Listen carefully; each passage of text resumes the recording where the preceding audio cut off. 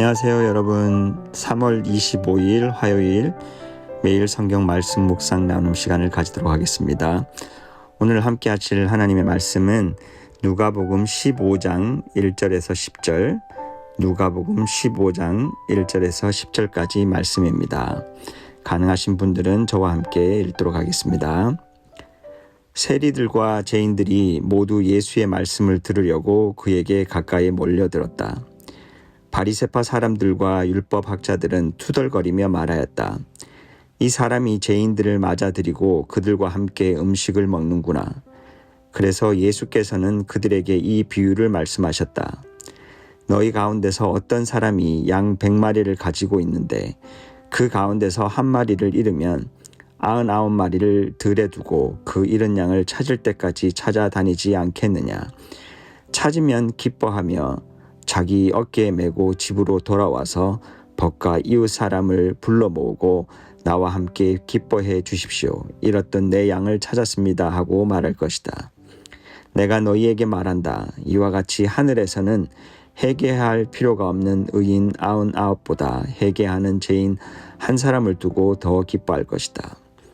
어떤 여자에게 드라크마 연립이 있는데 그가 그 가운데서 하나를 잃으면 등불을 켜고 온 집안을 쓸며 그것을 찾을 때까지 샅샅이 뒤지지 않겠느냐.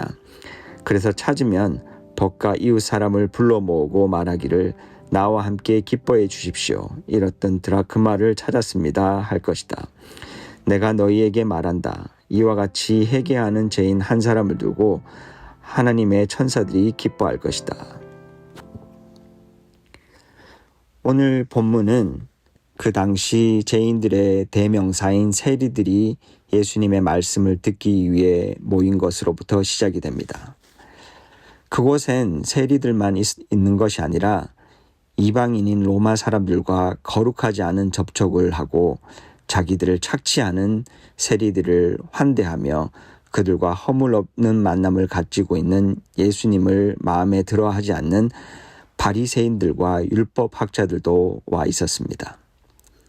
한 발짝 뒤에서 투덜거리면서 무슨 꼬투리를 잡으려고 하는 그들을 예수님은 그냥 지나치지 않으셨습니다. 어쩌면 오늘과 내일 본문에 나오는 이 비유들은 세리도 세리지만 바리새인과 율법학자들을 위한 비유일 것입니다. 여기서 우리는 예수님의 행동을 통해 하나님의 성품을 더 깊게 알게 됩니다. 투덜거리며 예수님을 책잡기 위해 나온 이들의 모습은 출애굽기 16장에 이스라엘이 음식 때문에 하나님을 원망하며 모세와 아론에게 불평을 쏟으며 나오는 모습과 오버랩이 됩니다. 하나님이 그렇게 원망하며 나오는 이스라엘에게 메추라기와 만나로 신실하게 먹이신 것처럼 예수님도 투덜거리며 나오는 바리새인과 율법학자들도 포기하지 않으시고 하나님의 마음이 어떠한지 오늘 이 비유들을 통해 영의 양식을 그들에게 먹이고 계신 것입니다. 한 발짝 떨어져 있는 그들에게 예수님은 두 발짝, 세 발짝 다가가시는 것입니다. 원망과 불평에 쉽게 사로잡히는 오늘 우리의 모습을 보시면서도 하나님은 쉽게 포기하지 않으십니다. 오늘도 여전히 당신의 성품을 여러 가지 모양으로 나타내시며 우리에게 다가오고 계신다라는 것을 기억하면서 이 비유를 더 깊게 살펴보도록 하겠습니다. 먼저 100마리 양의 비유가 시작이 됩니다. 이 당시 100마리 정도의 양을 소유하고 있는 사람이라면 상당한 부자에 속했습니다. 사실 한 마리 정도 양을 잃어버렸다고 해서 그에게 엄청난 경제적 손실이 있지는 않을 것입니다. 잃어버린 양 한 마리가 처한 위험을 인식한 그는 거침없이 99마리를 두고 한 마리를 찾기 위해 온 힘을 다합니다.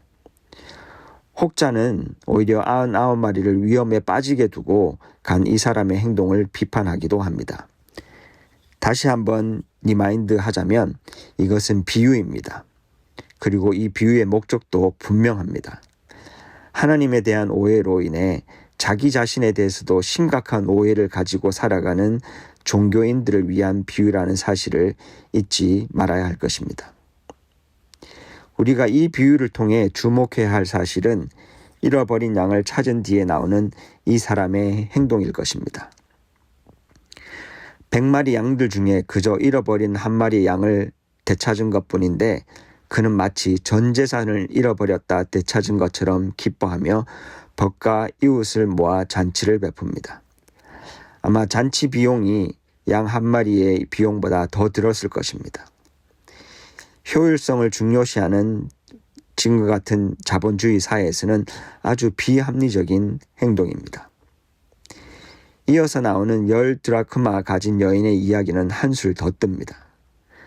한 드라크마는 고대 그리스 화폐 단위로 로마의 한 데나리온, 즉 하루 품삯 정도의 가치를 지니고 있습니다. 그렇다면 이 여인은 앞선 비유와 달리 부자가 아니라 그저 열흘 정도의 품삯만 가지고 있는 가난한 여인일 것입니다. 이런 가난한 여인이라면 한 드라크마를 찾기 위해 집을 샅샅이 뒤지는 모습이 이해가 됩니다. 그런데 다시 한번 이야기하지만 이 비유에서 우리가 주목해야 할 포인트는 그렇게 동전을 찾은 뒤의 여인의 반응입니다. 앞선 비유와 마찬가지로 벗과 이웃들을 모아서 함께 축하를 합니다. 이 가난한 여인의 잔치는 어쩌면 여인의 전 재산이 들었을 수도 있을 것입니다. 이 비유를 듣고 있던 바리새인과 율법학자들도 아무리 비유라지만 이런 여인의 행동이 이해하기 어려웠을 것입니다. 그렇습니다. 하나님의 죄인을 향한 그 구원의 은혜는 비합리적이고 비효율적입니다. 잃어버린 그리고 가치 없는 동전 하나를 찾기 위해 온 세상이 다 들어도 하는 것이 하나님의 마음임을 예수님은 이 비유들로 통하여 역설하고 계신 것입니다. 쓸모없는 것 같은 양 한 마리, 그리고 동전 하나를 찾기 위해 온 세상을 다 쏟아 부어버리시는 그런 비효율적 그리고 비합리성의 극치를 우리는 예수님의 십자가에서 보았고 그것을 우리는 은혜라고 부릅니다. 저는 가끔 그런 생각을 합니다. 이 세상에 이때까지 살아온 사람들과 지금도 살고 있고 그리고 앞으로 살아갈 모든 사람들이 다 의인이고 나 혼자만 죄인이라도 하나님은 예수님을 이 땅에 보내시고 십자가의 죽음으로 나를 대속하셨을까? 그렇습니다. 대답은 언제나 그렇다입니다. 하나님에 대한 오해로 가득 차 있었던 바리새인과 율법학자들, 그 하나님에 대한 오해로 인해 자기 의로 가득 차서 타자를 향한 편견과 증오로 살아가고 있던 그들의 마음을 예수님은 돌이키고 싶으셨습니다.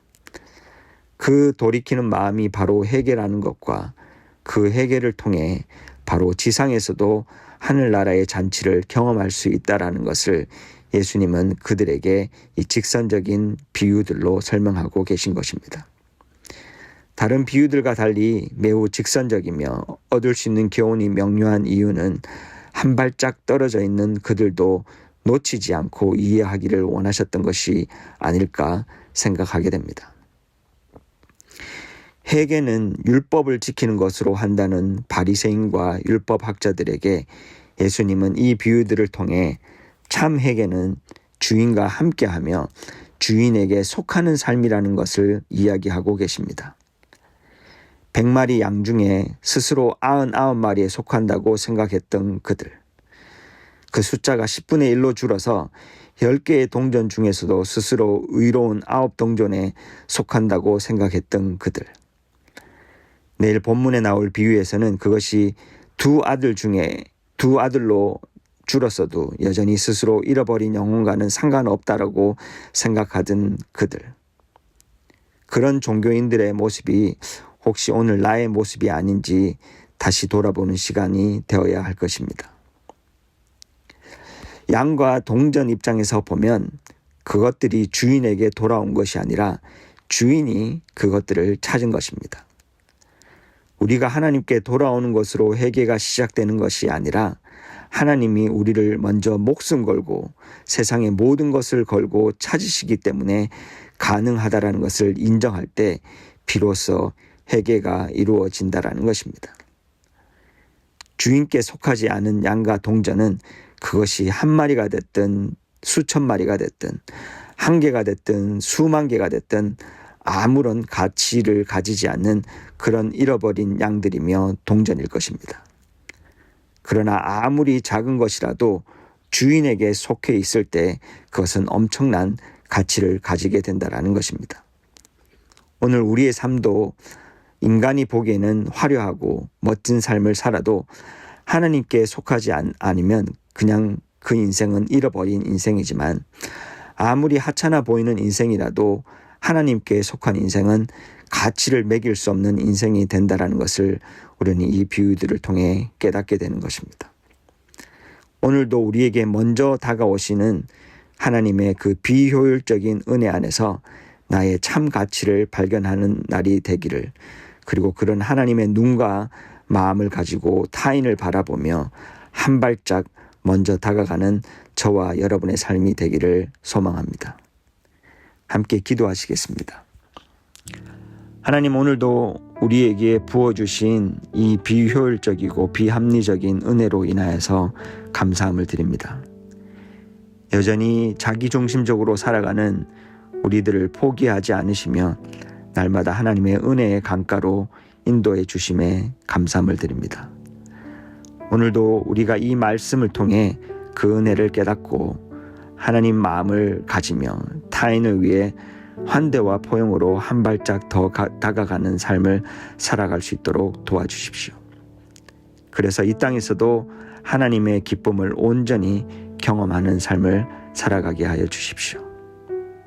예수님 이름으로 기도합니다. 이제 계속해서 여러 가지 인생의 문제로 중보가 필요한 우리 공동체 가족들과 그리고 어지러운 이 땅을 위한 중보, 그리고 여러분이 가지고 있는 개인적인 기도의 시간을 가지시도록 하겠습니다.